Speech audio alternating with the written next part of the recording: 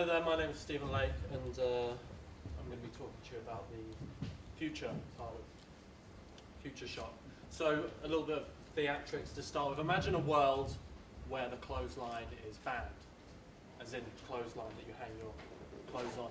If you try to put the clothesline up in your home, in your back garden, you'll be fined, sued, potentially foreclosed on if you don't buck your ideas up and get those clothes into the tumble dryer.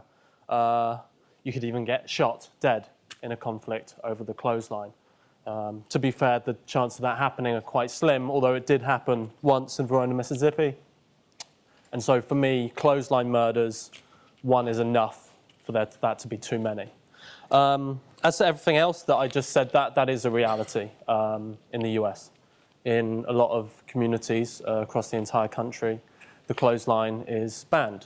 It's disallowed. You can't have one. These are community associations, which basically you buy your home in a middle-class neighborhood, nice, pretty, nice color palette of beige and white. And you sign this agreement that basically says that you will and will not do certain things in your home. The color of your house, the color of the plants that you have in your front garden, and also the clothesline is quite a popular one for these sort of associations, these neighborhoods. They don't want you to have one. And just so you understand, there's about 60 million Americans living in these kinds of communities, willingly.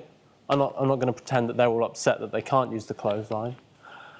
So people are choosing to buy into these homes, and the reason is that the clothesline is banned because basically it's seen as being garish or unsightly. They believe that it can devalue property by up to 15%, which Richard Monson, who is the president of the California Association of Homeowners Associations, has suggested is the case. And he's basically responsible for these communities in California. So what he says kind of goes. And when you say to somebody that a clothesline can damage property value by this much, you're going to see that people will start putting in covenants, conditions, rules, and restrictions to ban it. The argument that people give, I went to an association in Orange County. The people there said, well, basically, if people see a clothesline hanging in someone's garden, they're going to be asking the question, why don't they use a tumble dryer? Why aren't they, can they not afford the appliance? Can they not afford the electricity to run it? It gives a bad impression of a neighborhood, makes you seem poor, because only poor people line dry their clothes, or at least that's what they believe. I'm not a firm believer in that.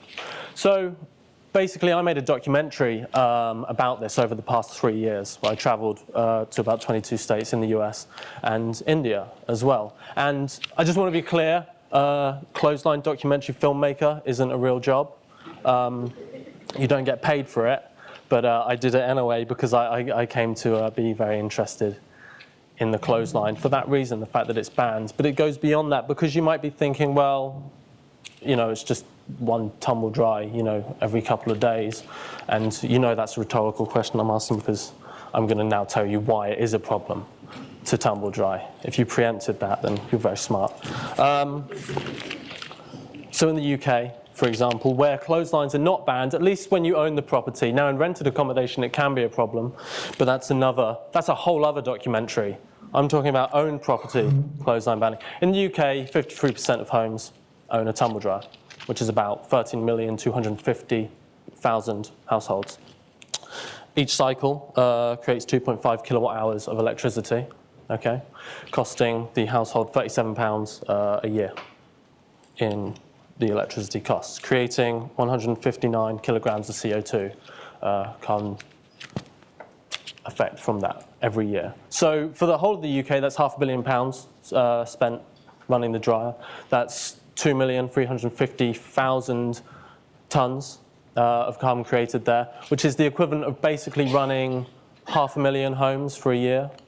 And I'm not telling you these facts to try and scare you, although if you have become scared by that, I'm sorry.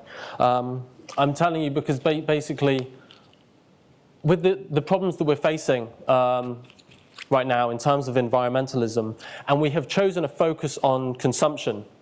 And the big thing that we all want to change is bring down that level of consumption that we all are partaking in. as a planet. But at the same time, there are countries that are developing that deserve the same basic rights that we have in terms of living a healthy life, in terms of being able to eat healthily by cooking with clean energy. Even just the right to have a lamp, so when the sun goes down, they can continue to work, they can continue to educate themselves. These are privileges that we have obviously become used to, and that is a necessity in life, a basic human right. What we have gone into now is the luxuries. And so I guess my point is, and why I believe the clothesline is our future, and the tagline for the documentary is "Our future is hanging on the line."